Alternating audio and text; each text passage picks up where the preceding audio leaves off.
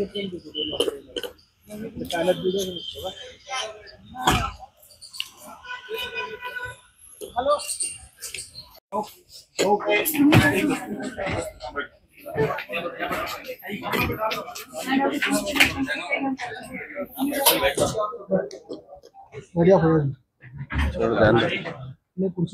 मध्ये तुमच्या नियमाप्रमाणे इंडस्ट्रियल बॅकग्राऊंड आणि एक्सपिरियन्स, हे महाशयचा कोणता इंडस्ट्रियल बॅकग्राऊंड आणि एक्सपिरियन्स आपण मागितलं होतं की साहेब आपण कोणकोणती इंडस्ट्री चालवत आहे? नाही, कोणताही नियम. तुमच्या नियमाप्रमाणे मी आपल्याला आपले नियम सांगत आहे मॅडम. आपण मागितलं होतं का की तुमच्या नियमामध्ये असं कोणीही पैसे देऊन लँड घेऊ शकत नाही. तुमच्या क्रायटेरिया ऑफ स्क्रुटिनी, लँड देताना सुद्धा त्यांच्या क्रायटेरिया काय काय आहे तर त्यांच्यामध्ये हे पण आहे इंडस्ट्रियल बॅकग्राऊंड आणि एक्सपिरियन्स. त्यानं तुम्ही मागितलं नाही. साहेब मोठे होते. एम्प्लॉयमेंट जनरेशन हे बघतो तुम्ही की आम्ही हे लँड देत आहे, खूप सारा रोजगार त्याच्यामध्ये उपलब्ध होणार आहे म्हणून आपण ते लँड देत आहे. हे महाशयांनी जे लँड घेतलेलं आहे 106 कोटी रुपयाची फॅक्टरी तयार करून किती लोकांना नोकऱ्या मिळणार आहे त्याच्यामध्ये? 93. फक्त 93 लोकांना लँड मिळणार आहे, ते नोकऱ्या मिळणार आहे 5 एकरामध्ये. मॅडम आपण वालूजमध्ये MSME ला जे छोटे छोटे गाळे दिलेले आहे ते तुमच्या वालूजचे जे ट्रक टर्मिनस आहे त्याच्या शेजारी जे MSME ला जे दिलेले आहे छोटे छोटे गाळे जे दिलेले आहे त्या 3 एकरामध्ये आहे. किती लोक काम करतात आपल्याला माहित आहे? तिथे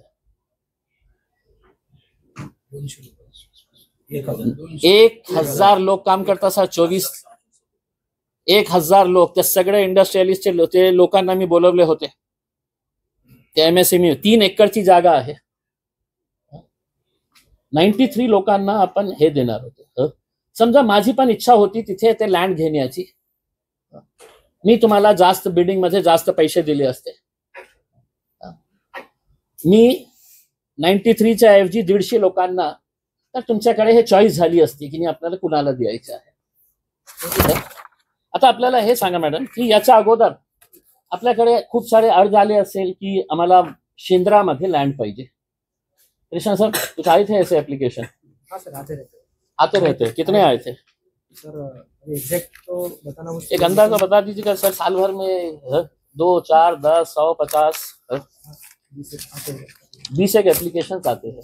मग प्रायोरिटीने त्यांना द्यायला पाहिजे होतं की ते जेन्युइन इंडस्ट्रियल हे आहे, एंटरप्रेन्योर आहे. आणि आपला दुसरा नियम हे पण सांगतो ना की जे ऑलरेडी एक्झिस्टिंग इंडस्ट्री आहे त्यांना एक्सपान्शन करायचं असेल तर ते प्रायोरिटीवर त्यांना देण्यात येतं. पॉलिसी आहे तुमची. तर अनेक असे ज्यांची इंडस्ट्री शेंद्रामध्ये आहे त्याचेही अर्ज आपल्याकडे आलेले आहे, आम्हाला एक्सपान्शनसाठी लँड पाहिजे. ते तुमचा नियम आहे ना. मग त्या आता तुमच्याकडे एकही ऍप्लिकेशन नाही आहे असं नाही आहे. हे श्रमिक उद्योजक सहकारी औद्योगिक वसाहत या लोकांनी आपल्याकडे अर्ज केलं होतं सगळ्यांनी. आणि हे शुद्ध महाराष्ट्रीयन मराठी लोक आहे. महाराष्ट्रीयन मराठी लोक जे तिथे काम करत आहे आणि शुद्ध मराठी लोक आहे. कष्ट करणारे, मेहनत करणारे, वडापाव विकणारे नाही. त्यांच्या मुलांना वडापाव नाही, ते इंडस्ट्रीच्या काम करत आहे. असे 60 लोकांनी मॅडम आपल्याकडे पुरावा हे देऊन अर्ज देऊन, हे आपला अर्ज त्यांचा अर्ज आहे.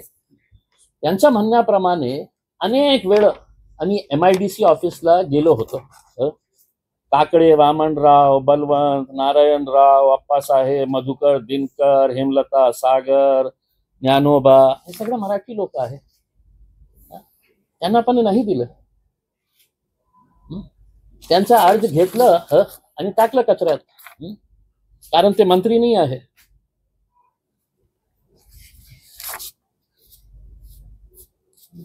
हे सगळे लोक आज भाड्याने जागा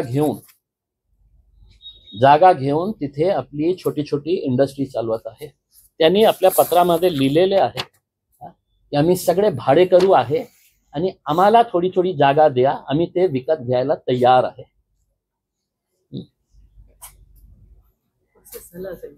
नाही झालं माझं, नाही झालं. तुम्ही त्याच्यावर ते सगळं, आणि बहुतेक जे 6 कोटी 6.5 कोटी रुपये में तुम्ही प्लॉट विकलेलं आहे त्याचं ऑप्शन झालं असतं तर ते पैसे माझ्या खिशात मध्ये नाही आले असते, MIDC ला मिळाले असते. बहुतेक कोणती दुसरा जे इंटरेस्टेड पार्टी असलं असतं ते 10 कोटी रुपये तुम्हाला दिले असते.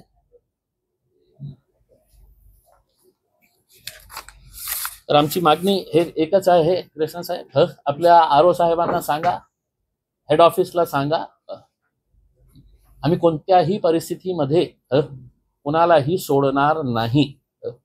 जे आम्हाला करायचे आहे, आंदोलन करायचं आंदोलन करू, कोर्टामध्ये जाण्याची तयारी आम्ही ठेवलेली आहे.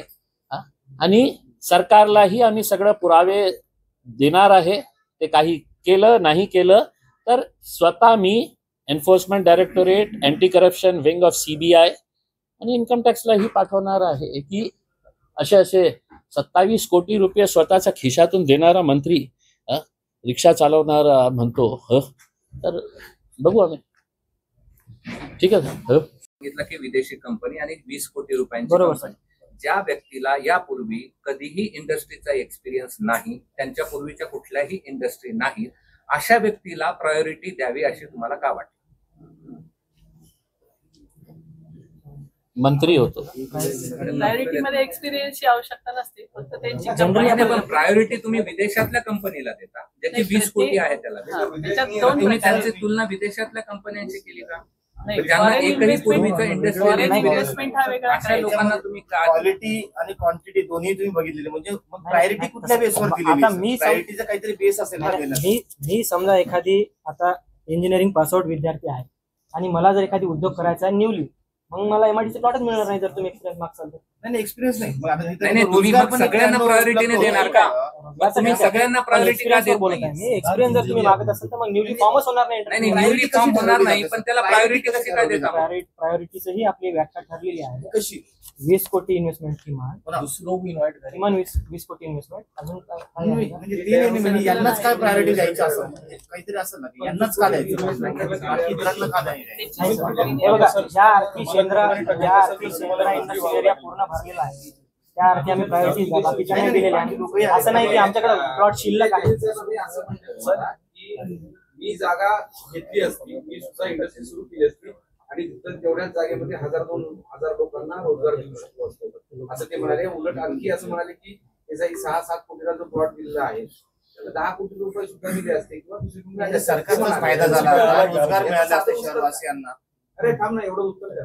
ते असं म्हणाले, त्याचं उत्तर द्या. सर आता कसं आहे, इंडस्ट्रीजच्या हिशोबाने त्यांना लागलेला स्किल्ड अनस्किल्डचं जे लेबर आहे, जे काही आहे ते त्यांनी दिलेलं आहे. हे काय MIDC ने दिलेला आकडा नाही आहे, तो त्या उद्योजकांनी दिलेला आकडा आहे. आता त्यांच्या जागी जर तिसरा व्यक्ती जर त्यानं प्रोजेक्ट रिपोर्ट आम्हाला दिला असता तर मे बी त्यांनी 1000 टाकला असता. नाही मे बी हे जर तरचा प्रश्न नाही, जर तरचा प्रश्न. सर आम्ही सगळ्यांचं ऍप्लिकेशन घेतो, सगळ्यांचा पार्ट होतो. कुठलाही एखादी ऍप्लिकेशन जर राहिला असेल आमच्याकडून, त्यांनी तुम्हाला म्हटलंय की कोर्टामध्ये तुम्हाला पार्टी करावं, तर तुम्हाला करावं का पार्टी? तुम्ही असं वाटतं का तुम्हाला की पार्टी करावं का त्यांनी? सगळ्या गोष्टी झालेल्या तुमच्या समोर त्यांनी उत्तर दिली की त्यांनी त्यांच्या म्हणण्याप्रमाणे त्यांनी ऑक्शन केली होती. मॅडमच्या म्हणण्याप्रमाणे ते एम्युनिटी प्लॉट होता म्हणून ते नाही केलं. तर एम्युनिटी प्लॉट तुम्ही विकलं नाही. एम्युनिटी प्लॉटला जे रिझर्वेशन होतं त्याला डिरिझर्व करून त्याला ओपन प्लॉट केलं आणि मग नियमाप्रमाणे त्याचाही ऑक्शन करायला पाहिजे होता. जास्त लोक आले असते, जास्त पैसा मिळाला असता, चांगली इंडस्ट्री आली असती. बहुतेक FDI जे प्रायोरिटीने फॉरेन डायरेक्ट इन्व्हेस्टमेंट आपल्याला मिळालं असतं.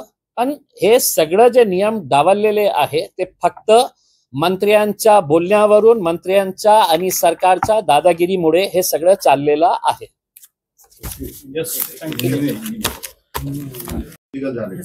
काय आहे मी पण समजू शकतो की ठीक आहे, प्रायोरिटीने MIDCचा उद्देश काय आहे, MIDC कशासाठी स्थापित करण्यात आली होती की महाराष्ट्र इंडस्ट्रियल डेव्हलपमेंट साठी एक कॉर्पोरेशन तयार करण्यात आलं होतं. आमची ही इच्छा आहे की प्रामाणिक इंडस्ट्रीने यायला पाहिजे. कृष्णा जाधव साहेब इंजिनियर आहे, त्यांना इंडस्ट्री करायची असेल तर स्वाभाविक आहे ते जागा मागतील आणि ते करतील. त्यांनी ज्यांना जागा दिलेली आहे त्यांना विचारायला पाहिजे होतं की आपल्या घरामध्ये किती इंजिनियर्स आहे, आपल्या इंडस्ट्रीचा एक्सपिरियन्स काय आहे, आपण फॉरेन डायरेक्ट इन्व्हेस्टमेंट किती आणणार आहे. आणि माझं स्पष्ट एक हेच आहे की त्याचं ऑप्शन त्यांच्या नियमाप्रमाणे झालं असतं तर बहुतेक MIDCलाही जास्त पैसे मिळाले असते आणि तिथे 93 ऐवजी 150, 200, 500, 1000 एम्प्लॉयमेंट जनरेशन झालं असतं. पण एक गोष्ट या चर्चेतून स्पष्ट झालेली आहे की सगळ्यांना मिळून MIDCचे सगळे अधिकारी मिळून एका मंत्र्याला खुश करण्यासाठी आपले सगळे नियम कसे डावलतात याचा प्रमुख उदाहरण आपण बघितलेलं आहे. माझी अपेक्षा हेच आहे की त्यांनी आता एक प्रस्ताव पाठवावा आणि पाठवण्याच्या अगोदर तुम्ही मीडियाच्या सोबत त्या एरियामध्ये जाऊन MIDCचे 2-3 अधिकारी त्या एरियामध्ये जाऊन सर्वे करा आणि तिथे आपल्या डोळ्याने बघून या की तिथे ट्रक टर्मिनसची किती आवश्यकता आहे. बहुतेक ज्यावेळी त्यांना असं वाटलं की आपल्याला सर्वे करण्याची आवश्यकता नाही आहे म्हणून कोणी गेलं नसेल तर आम्ही गेलेलो आहे, तुम्ही गेलेले आहे आणि आता प्रपोजल तयार करताना त्यांनी पुन्हा तिथे जावं आणि तिथे जाऊन काय परिस्थिती आहे ते बघावं. नाही तर जसं मी म्हटलेलं आहे की आम्ही कोर्टामध्येही जाणार, एन्फोर्समेंट डायरेक्टरेटलाही सांगणार आहे आणि याच्यावर एक लॉजिकल कारण काय आहे की हे जग सगळे हे मासियाची लिस्ट आहे माझ्याकडे. मासियाचे जितके उद्योग करणारे आहे, एंटरप्रिन्युअर्स जे आहे ते सगळं महाराष्ट्रीयन लोक आहे. त्यांचं काय आहे, मासिया टेनंट एंटरप्रिन्युअर्स आहे. ते सगळं ते किरायच्या भाड्याने आपल्या छोट्या छोट्या उद्योग करत आहे. त्यांना पत्र दिलेले आहे की आम्ही तुमची जागा विकत घ्यायला तयार आहे. ते त्यांना ना देता त्यांनी हे दिलेले आहे. नव्याने काढलेली दिसत आहे त्याच्यामध्ये काय काय लूपहोल्स आहेत, म्हणजे जसं की लिलाव केला नव्हता, वर्तमानपत्र जाहिरात दिली नव्हती, रोजगार निर्मितीचा मुद्दा, हे सगळे मुद्दे तुम्ही सगळे शॉर्टमध्ये सांगा. काय आहे की त्यांच्या इज ऑफ डुईंग बिझनेसच्या जे नियमावली आहे त्या नियमावलीमध्ये नियम नंबर 1 आहे की auction procedure for allotment of plots.